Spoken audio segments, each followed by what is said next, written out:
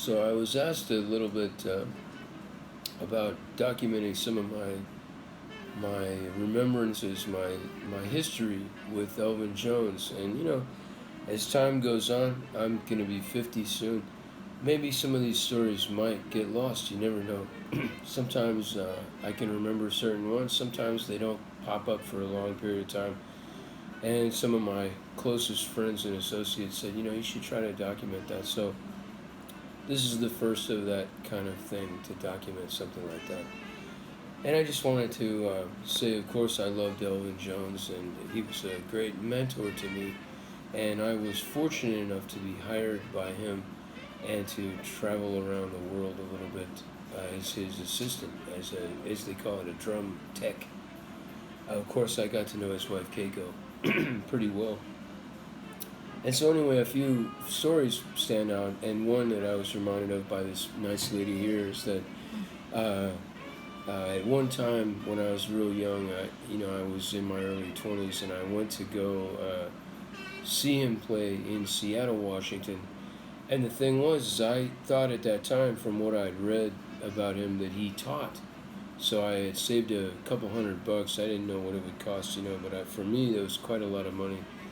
And I saved this money, and I went to the Jazz Alley, and I saw Elvin. And after the very first night, I figured he's there for the week. And I said, Elvin, I would love to take lessons with you. I have some money to spend. Is there any way we can get together for even one time or something like that? And he was very kind. He told me that that was really back in the 1970s that he did that kind of thing when times were real tough for him, and that he hadn't really taught in a long time, and then he didn't really do that. So I maybe thought he was just being nice because I was a busboy at that time in Texas, and I did a bar back to, and I didn't have a whole lot, so maybe he could tell that. I don't know, but either way, he turned me down for taking lessons, and he told me this. He said, when you want to learn something from me, just come and sit by the hi-hat, watch me, and if you can't get a seat, I will get you a seat. And if you can't afford the cover charge, find me and I will help you. And it was very nice of him, and he said, and then if you have any questions, come and talk to me. You know where to find me, in my office here. And that was in his dressing room. And that could have been any dressing room all over the world, because as we all know, he toured and played all over the world. But so I kind of took that as a bit of a rejection, and I went home and I thought about it. I went back to the hotel and thought about it. And the rest of the week I did what he said. I sat next to the hi-hat. I told them I'm a student of Elvin's, and they sat me right up by the drum set.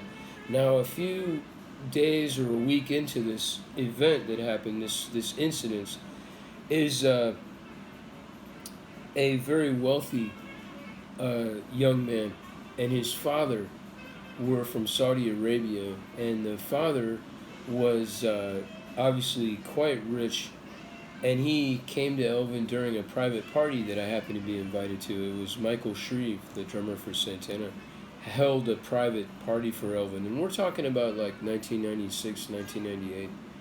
And anyway, I was there, and I really was preparing to be kind of crushed, because this guy was very wealthy, and he pulled out a check, and he said, Elvin, please, let's not even talk about it. He said, you write in whatever the amount is, and I want my son to take some lessons with you, Whatever it is, doesn't matter. You feel free. And Elvin gently put the pen down, and he said, look, if your son wants to learn, and he began to tell him the exact same thing he told me. Come and sit by the hi-hat, ask me questions, whatever. And the man pushed the pen at him again in the check, and knowing Elvin after I came to, I knew that, just like anybody, he needed money, he needed funds. But it was just something for a young guy like me to see how he held fast, and he really kept an integrity about it. And like I said, I was prepared to be crushed down and say, hey man, money talks, walks.